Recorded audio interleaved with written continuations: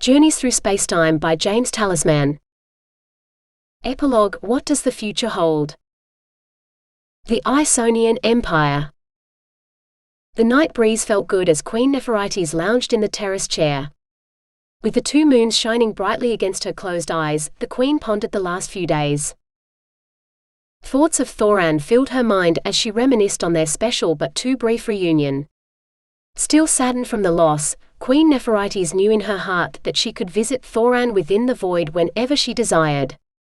In fact, that would be one of her goals this very evening.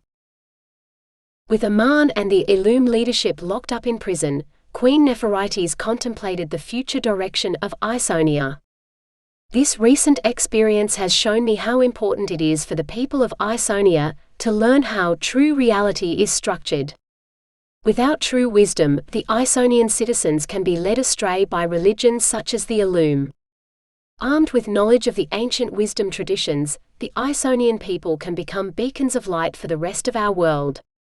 I need to confer with Master Amati to ensure a proper knowledge system is developed to teach these powerful and ancient principles. Opening her eyes, the Queen called out to her most trusted and loyal assistant standing nearby. Adaran, I have some requests for you. Walking out to the terrace, Adaran said, Yes, my queen. How can I be of assistance? Please arrange for my royal chariot to pick me up at first light. I have a long journey planned so I can visit with an old friend and mentor. In my absence, I would like my study at the south end of the palace set up for writing. Once I return from this trip to the east, I plan to develop a manuscript that will provide a way for the Isonian people to learn and understand the true nature of reality. As you wish, my queen. We are all looking forward to your words of wisdom. Adaran smiled and bowed to her queen. Once Adaran left the terrace to begin arrangements, Queen Nepherites once again closed her eyes. As the queen moved her inner awareness towards the void, she made the intention to see her beloved once more. Soon, a handsome and powerful warrior appeared in a beautiful garden adorned with exotic flowers and luminous fountains, spraying colorful water in fascinating patterns. Bowing, Thoran said, I have missed you, my beautiful queen. Come, let us play in this amazing place. Full of joy, Queen Nepherites took the hand of her love and best friend as they both walked through this special otherworldly place. The Crotonian Empire. The Popina was loud with raucous laughter and conversation as some of the stadium's recent crowd now gathered in this local drinking establishment. Still sore from the recent battle with the beast called Hulkatan, Cassius winced a little from the congratulatory backslaps. The table Cassius and Brutus sat at filled with hard ciders bought by Cassius' many new fans. Brutus shouted to his friend, So Cassius, the world is yours to take. What do you plan to do now? Even now full of potent cider, Cassius became solemn for a moment before speaking. My recent experiences have shown me much. As you know, I have had issues with much that I observe these days.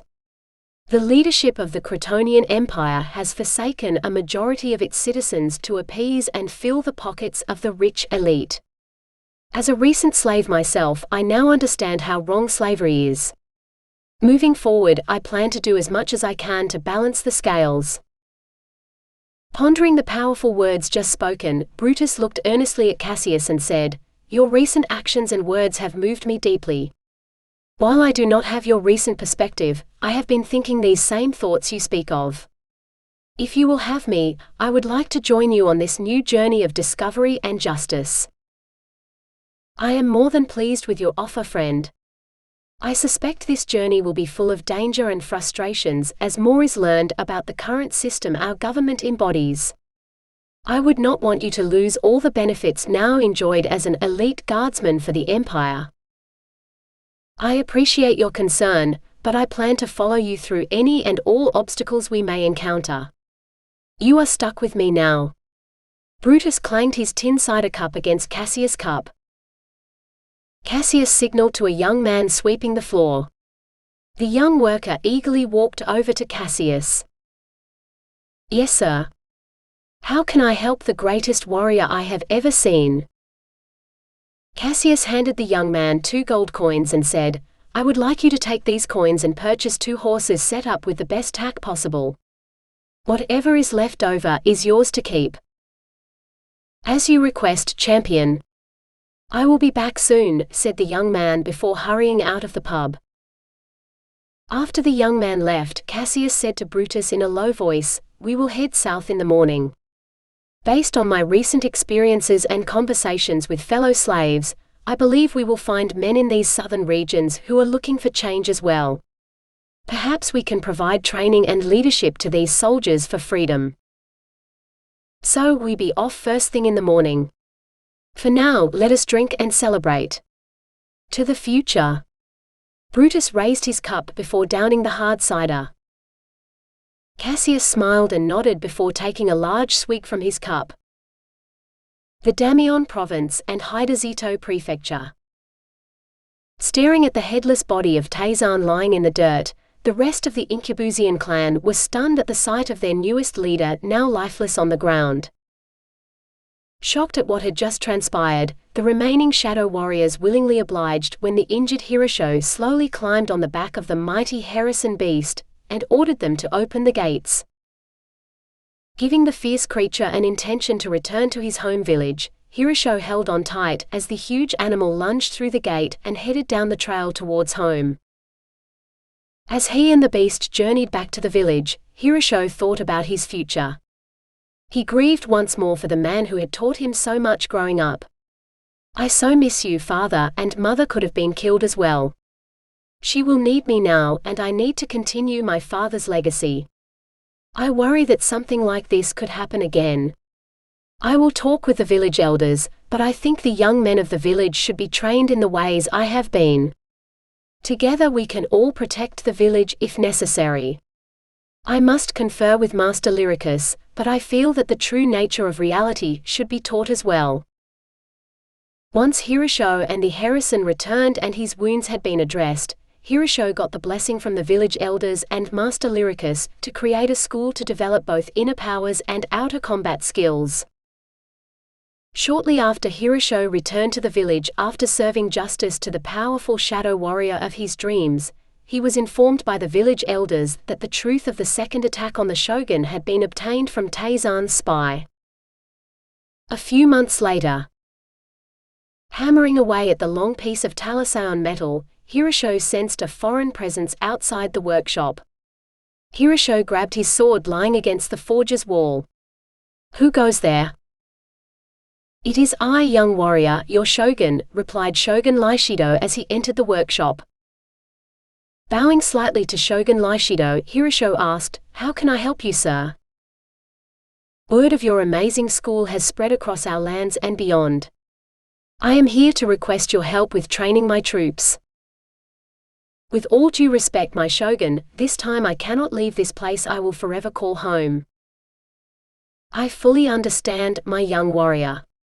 You must honor Master Hattori's legacy and continue to create the greatest swords in the lands. I would just wish to use your powerful wisdom and knowledge to create the finest warriors throughout the region. We could build the training camp outside the village, and I would provide everything required. If you agree to this request, I recommend you begin training many apprentices, for all of my troops will require new swords to go with their newly acquired skills." Realizing the great fortune and legacy for his family and the village, Hirosho replied, "I would be honored to serve you and these lands in this capacity, my shogun." "Then it is settled, Master Hirosho Hattori.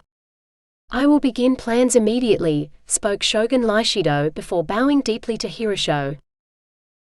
The United Commons of Eurotopia. Starship One returned to space dock above Eurotopia. Inside the hangar bay of the huge vessel, Captain Pikeson spotted Rochella just before she boarded the shuttle that would take her back home and to the love of her life. Hurrying over, the captain said, "Rochella, I am still having a hard time understanding or even believing what you did out there. Relaying what actually happened to Fleet Command and the UCE Council is going to be difficult. I do hope you will be there to help explain what occurred and your part in it." "I will indeed, Captain. In fact, I have been working on a new initiative that might help create a galaxy-wide commons, such as what we enjoy on Eurotopia. I would like the Andosians and the Eurotopians to become the founding members of this United Space Commons. This new initiative could usher in a new era for all the benign spacefaring races in our home galaxy and beyond. Smiling now, Captain Pikeson said, "If anyone can make this happen, I am confident you can do it. You definitely have my vote. I look forward to seeing you at the meeting tomorrow." Rochella gave the captain a hug and kiss on the cheek, before turning to board the shuttle. Rochella and Sishora's reunion was wonderful as the two life partners lovingly embraced and kissed passionately on the rooftop skyport of their building. After she had told Sisoro all about the mission over dinner at their favorite restaurant, the two lovers returned to their condo and again experienced a bond of love between themselves and the cosmic consciousness that pervaded all of creation. Relaying her account of the mission the next day to her co-counselors, the Andosian delegation and top members of Fleet Command, Rochella was greeted with astonishment and admiration.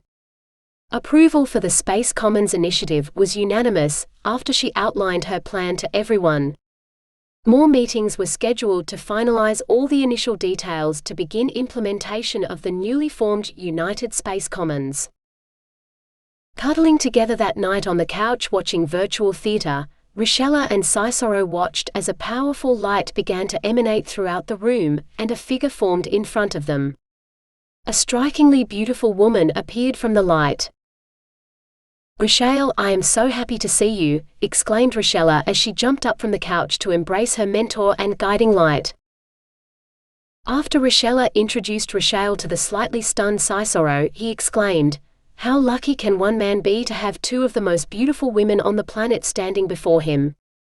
He looked towards the celestial with mesmerizing teal-colored eyes. "Rochelle, I have heard so many wonderful things about you. I hope you can stay for a while." Rochelle looked at Sisoro as her stunning teal-colored eyes seemed to sparkle even more. "Thank you, dear. Spending time with you and my dear one would be lovely." Rochelle turned to Rochella and said, "What you did out there in space was incredible. You have remembered your lessons well. Your Space Commons initiative is brilliant as well. I am happy it has been approved. As you are now aware, there are forces in our reality that have a different agenda than the one shared on this planet. I would love to spend some time with you and perhaps help you build this new Space Commons if you wish." "I would love that, May," said Rochella before once again hugging her second mother. The Herasan faction of the Ellipsan world. Once the Dragocraton landed back on Ellipsan, Captain Kritosan yelled to his assistant, "I have some final reports to finish. While I am getting that done, I would like my quarters on base furnished with Hirosian blood wine, Rikonsan mushrooms, and the best young and eager males and females you can find." "As you wish, Captain. I will work on that now," said the captain's attendant. With all necessary equipment offloaded, Commander Wysan dismissed the engineering crew. Feeling giddy to be finally off the starship, Taisan could barely wait to get back to his flat and connect with his new friends online. As the shuttle stopped in the city, he hurriedly walked to his apartment building and lunged up the stairs to his flat. Once inside, Taisan engaged the environmental systems and prepared to relax in his favorite chair. With eyes closed, he rested his thoughts as he sought peace within and began to think about the voice in his head at the soaking pool that day. A few minutes later, he sensed a familiar presence. "It is good to connect with you again, Taisan. It has been a while. I am happy to see you have returned from the mission okay." Recognizing the voice in his head from the time before, Taisan used his intention to try and communicate back to this strange voice in his mind. "I can now hear you inside, where it was only hunches and intuition before. How is that so?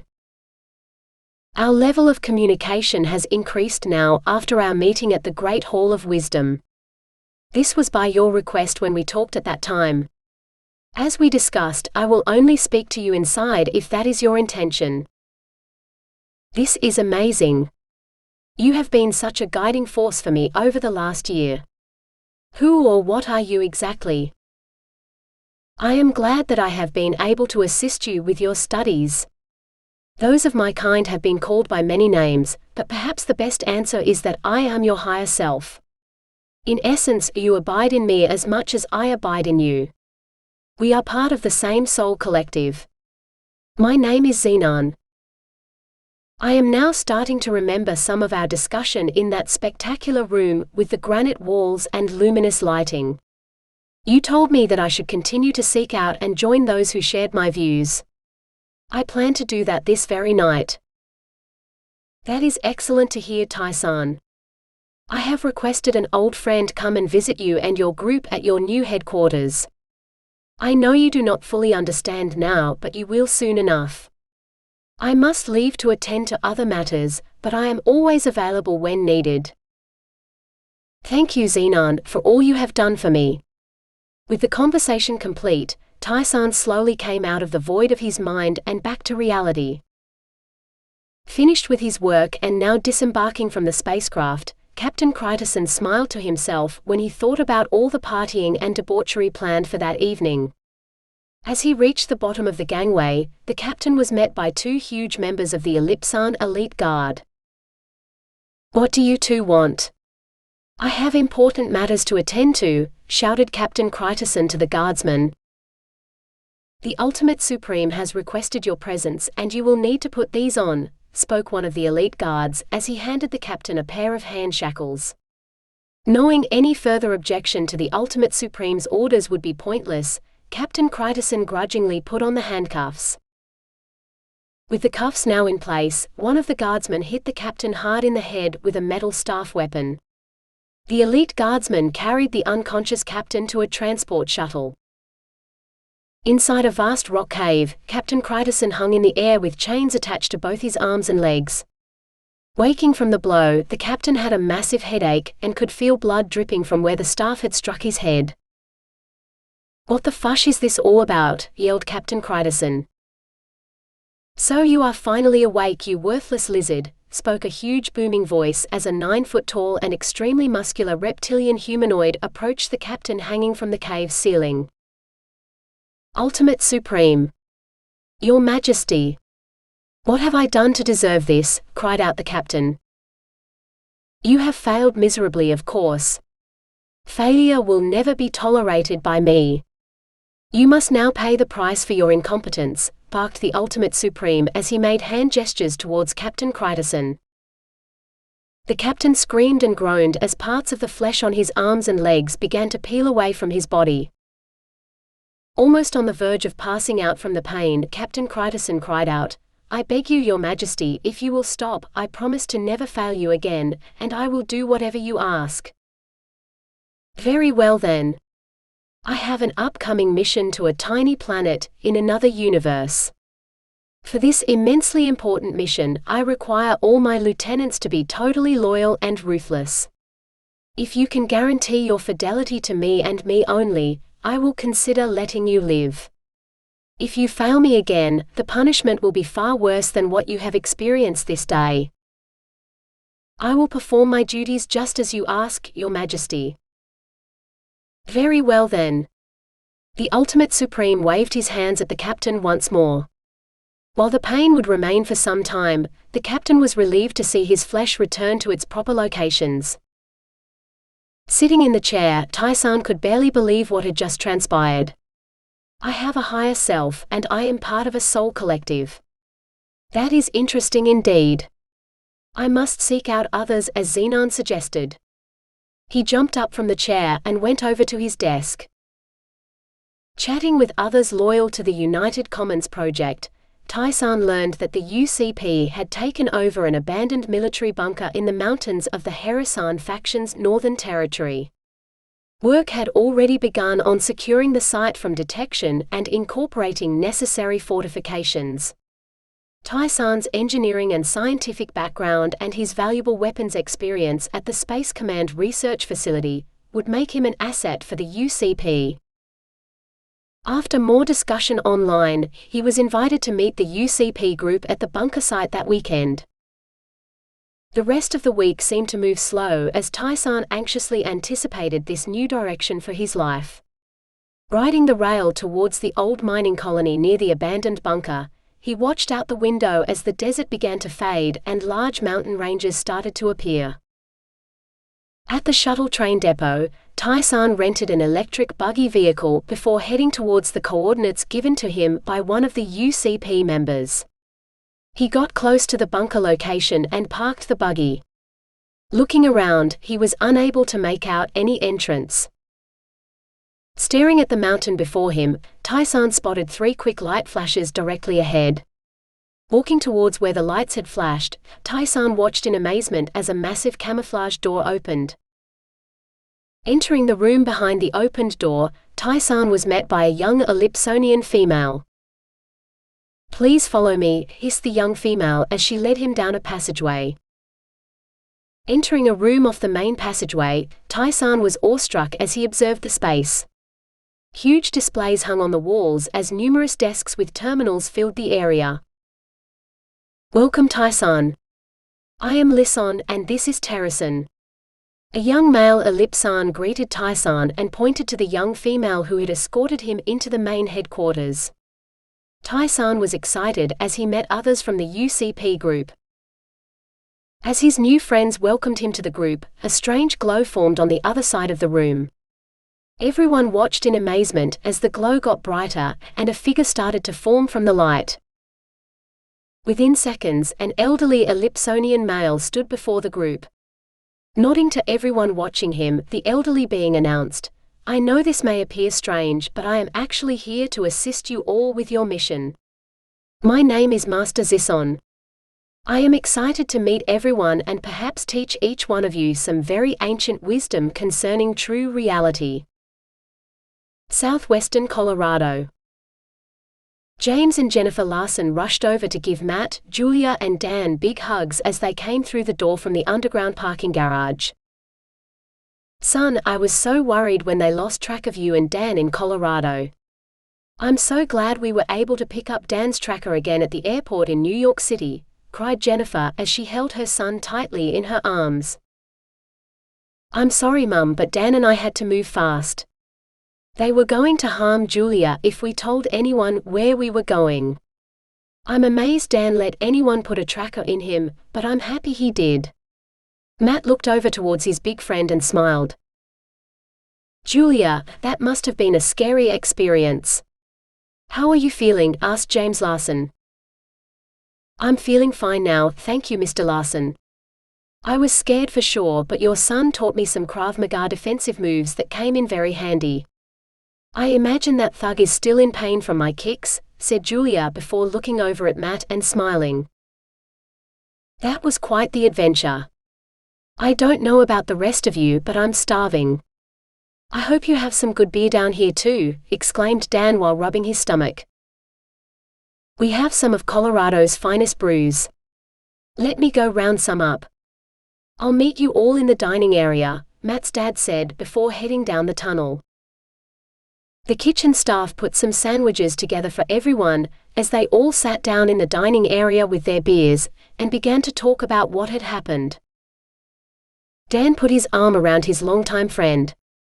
"After everything I've seen these last couple days, I can say this, Matt has gone to a whole new level with this reality creation thing.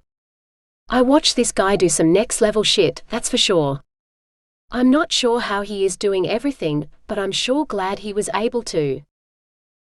Hearing Dan's words made James and Jennifer smile and nod to themselves. "Yeah. I'm not exactly sure what's going on either.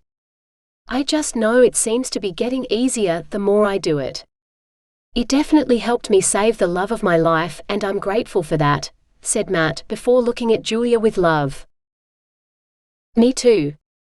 Julia put her arms around Matt and gave him a kiss on the cheek. As laughter and conversation continued, everyone stopped and turned towards a bright light at the other side of the room. Like before, the figure of the elderly Master Kenji-san appeared as the bright light dissipated.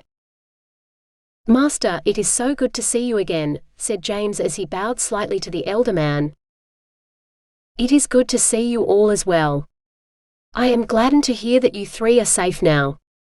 In fact, this world will require the services of this powerful trio before us, spoke Master Kenji-san as he stared at the three college students.